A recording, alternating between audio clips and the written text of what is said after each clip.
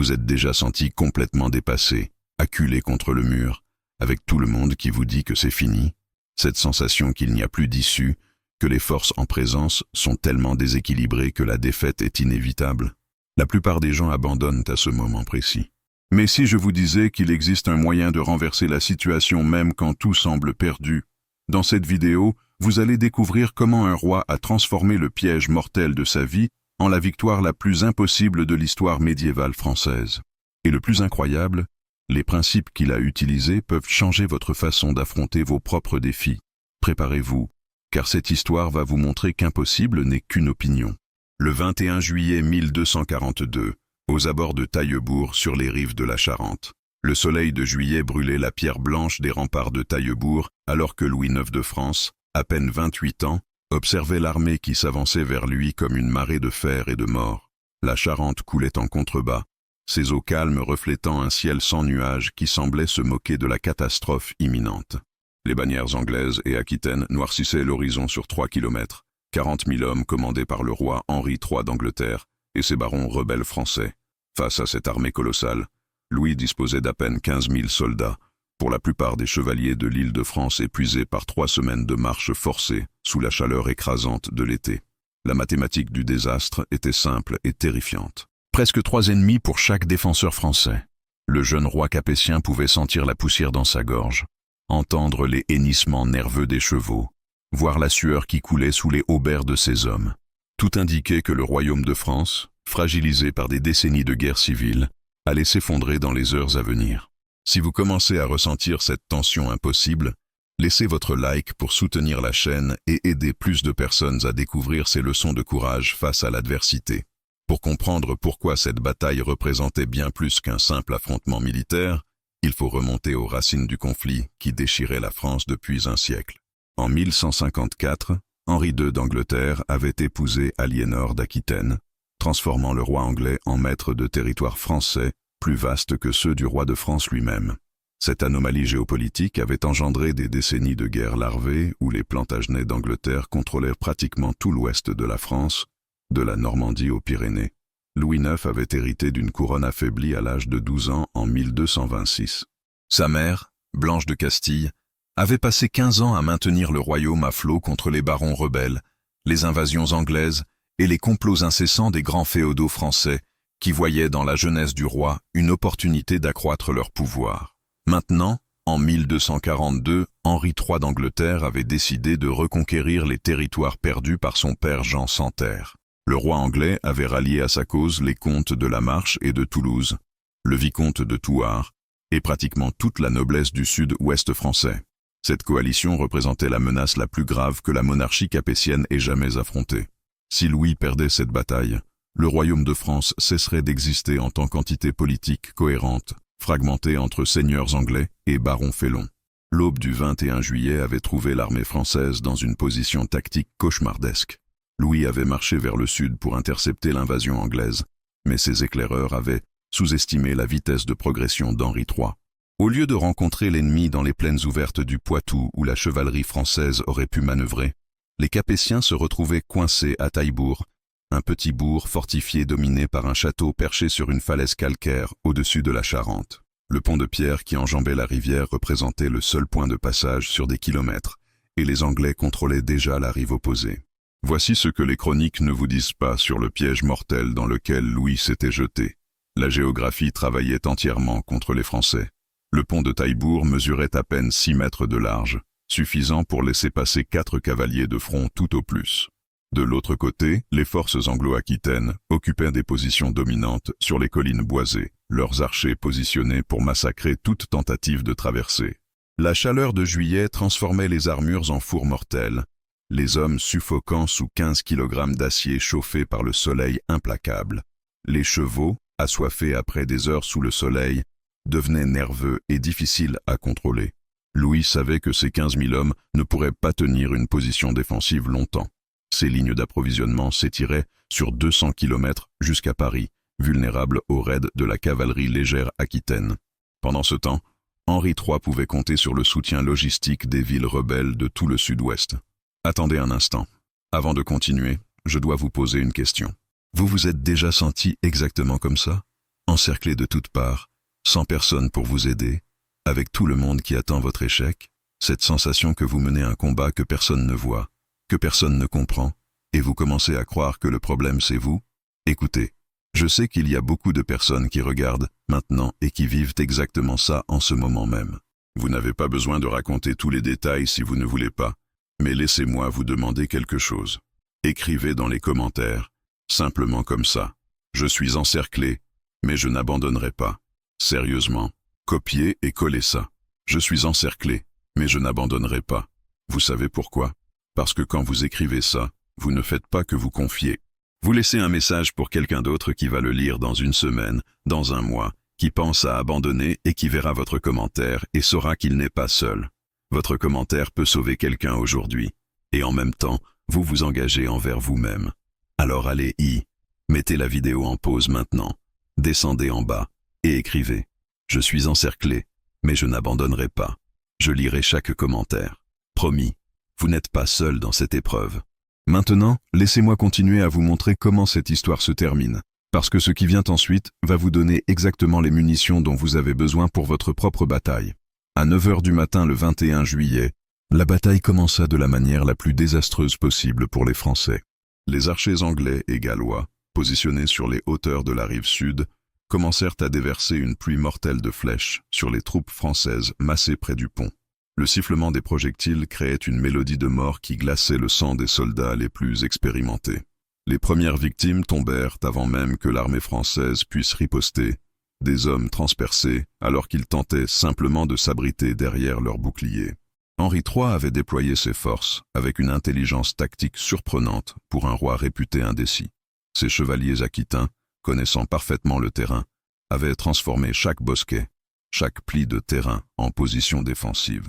Les sergents d'armes anglais, armés de longues piques, formaient une muraille impénétrable qui rendait toute charge de cavalerie suicidaire. Pendant 2 heures, les Français tentèrent des assauts désespérés sur le pont. Chaque tentative se soldait par un massacre. Les chevaliers qui parvenaient à franchir le pont se retrouvaient isolés, submergés par le nombre avant que leurs compagnons puissent les rejoindre. Le pont lui-même devint glissant de sang, les chevaux perdant pied sur la pierre rouge, leurs cavaliers basculant dans les eaux tumultueuses de la Charente. À midi, Louis IX avait perdu près de 1000 hommes, sans infliger de dommages significatifs à l'ennemi. Ses commandants les plus expériences, dont Alphonse de Poitiers son propre frère, le suppliaient d'ordonner la retraite vers Saintes où l'armée pourrait se reformer. La logique militaire soutenait cette stratégie. Pourquoi sacrifier une armée entière dans une position intenable quand la survie permettrait de combattre un autre jour? Alors Louis IX fit quelque chose qui défie toute logique militaire conventionnelle. Au lieu d'ordonner la retraite ou de poursuivre les assauts frontaux suicidaires, le jeune roi décida de traverser personnellement le pont à la tête de sa garde rapprochée. Cette décision semblait être du suicide pur. Un roi de France n'était pas supposé risquer sa vie dans une charge désespérée.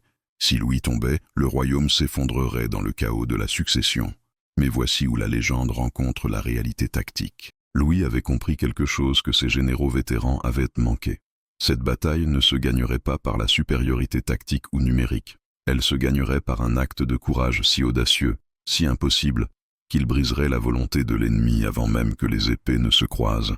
À 13 heures précises, Louis IX, revêtu de son armure blanche ornée des fleurs de lys d'or, éperonna son destrier et chargea sur le pont de Taillebourg. Derrière lui, 200 chevaliers de sa maison, les meilleurs guerriers de France, suivirent leur roi dans ce qui ressemblait à une cavalcade vers la mort. Le fracas des sabots sur la pierre résonnait comme le tonnerre. Les cris de guerre français, Montjoie, Saint-Denis, explosèrent avec une fureur née du désespoir. Les archers anglais déchaînèrent un déluge de flèches sur cette cible si tentante. Un roi exposé, vulnérable, à portée. Mais quelque chose d'extraordinaire se produisit. Les chevaliers français, inspirés par le courage suicidaire de leur jeune roi, se jetèrent sur le pont avec une férocité qui transcendait la simple obéissance. Ce n'était plus une armée exécutant des ordres, c'était une vague de foi incarnée, des hommes prêts à mourir parce que leur roi avait choisi de mourir avec eux plutôt que de les abandonner. Écoutez, je sais que vous n'êtes pas là juste pour l'histoire. Vous êtes là parce qu'à un moment de votre vie, vous aussi vous vous êtes senti encerclé, dos au mur, pensant qu'il n'y avait plus d'issue. Et savez-vous ce que j'ai appris en étudiant ces batailles? que les plus grands leaders de l'histoire n'ont pas gagné parce qu'ils étaient plus forts ou avaient plus de ressources. Ils ont gagné parce qu'ils ont trouvé un moyen quand tout le monde disait qu'il n'y en avait pas. Si vous voulez continuer à recevoir ces histoires qui vous montrent que renverser la situation est possible, qui vous inspirent à trouver votre propre stratégie quand tout semble perdu, abonnez-vous à la chaîne. Chaque semaine, j'apporte des histoires réelles de personnes qui ont transformé une défaite certaine en victoire impossible. Et écoutez, ce n'est pas juste de l'histoire, ce sont des munitions mentales pour vos propres défis. Vous n'êtes pas seul dans ce combat. Appuyez sur le bouton rouge là en bas et venez faire partie de cette communauté de personnes qui croient qu'impossible n'est qu'une opinion. La charge de Louis IX frappa les lignes anglaises comme la foudre frappant un arbre séculaire. Dans les premières secondes, la lance du roi transperça le bouclier d'un chevalier aquitain, l'homme s'effondrant dans un fracas métallique.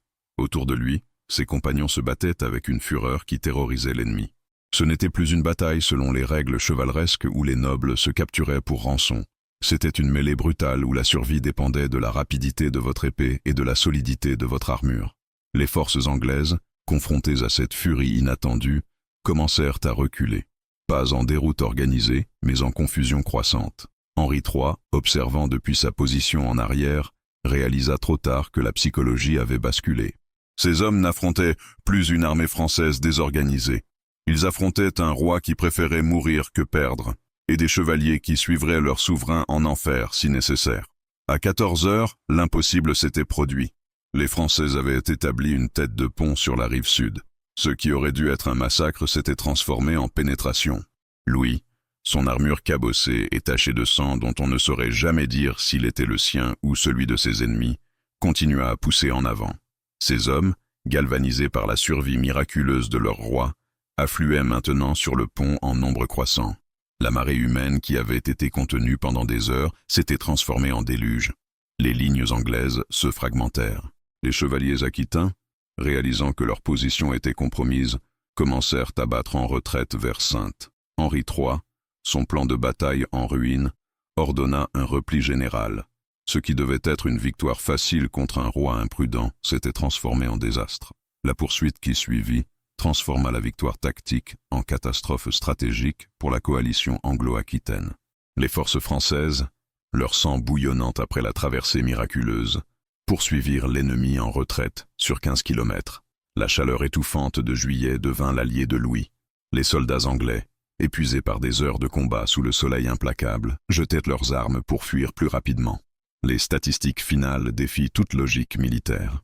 Henri III avait perdu près de 8000 hommes tués ou capturés, incluant des dizaines de barons et chevaliers de haut rang. L'armée anglaise, qui devait reconquérir la France, s'était désintégrée en moins de 5 heures de combat. Le champ de bataille ressemblait à un cimetière de métal, des armures abandonnées brillant sous le soleil couchant, des bannières piétinées dans la poussière rouge de sang. Les conséquences de Taillebourg se répercutèrent à travers toute l'Europe féodale, avec la force d'un tremblement de terre politique. Henri III, humilié, signa une trêve de 5 ans qui reconnaissait effectivement la suprématie française sur l'Aquitaine.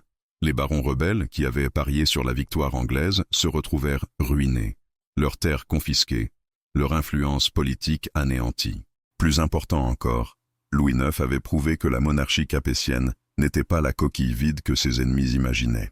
Le jeune roi qui avait risqué sa vie sur le pont de Taillebourg devint Saint-Louis, le roi modèle dont le règne transformerait la France en puissance dominante de l'Europe occidentale. La bataille établit un précédent qui résonnerait pendant des siècles. La monarchie française avait survécu à sa plus grande menace, non pas par la diplomatie ou la supériorité militaire, mais par le courage d'un roi de 28 ans qui avait refusé d'accepter que la défaite était inévitable. Laissez dans les commentaires quel moment de cette bataille vous a le plus marqué et comment vous allez appliquer ces leçons dans votre propre défi.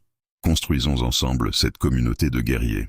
Le 21 juillet 1242, aux abords de Taillebourg sur les rives de la Charente, 15 000 Français désespérés affrontèrent 40 000 guerriers anglo-aquitains dans ce qui aurait dû être le massacre le plus déséquilibré de l'histoire médiévale.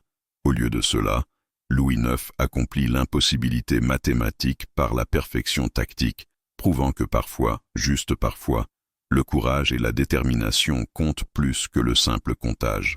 En 5 heures de combat, Le roi de France avait sauvé son royaume en démontrant que même les positions les plus désespérées peuvent être renversées quand elles rencontrent des leaders qui refusent d'accepter que la défaite est inévitable.